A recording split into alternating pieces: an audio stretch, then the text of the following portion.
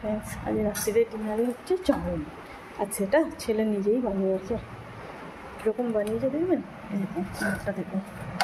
তুরাপি বলো, তুই চাউমিন বানিয়েছে, কীরকম বানিয়েছে? ভালো হয়েছে না? বোঝাই যাচ্ছে। ও তো আবার দোকানে একদম টাইপের করে, সব রকম সস দিয়ে একদম মশলা পাকিয়ে দেবে। বাবা, তোমার হাতে রান্না কেমন লাগছে তোমার? ভালো, সে তো হবেই, কিন্তু ভালো করো আমি জানি। তোমাকে শেখাচ্ছি, এতে তুমি হ্যাপি?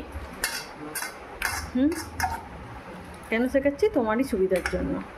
ধরো আমার শরীর একটু অসুস্থ, আমি বিছানায় বসে আছি, শুয়ে আছি, হ্যাঁ, তখন তুমি টুকটাক রান্না, ম্যাগি একটু, চাউমিন একটু করে ফেলতে পারবে, সেই জন্য বাবা।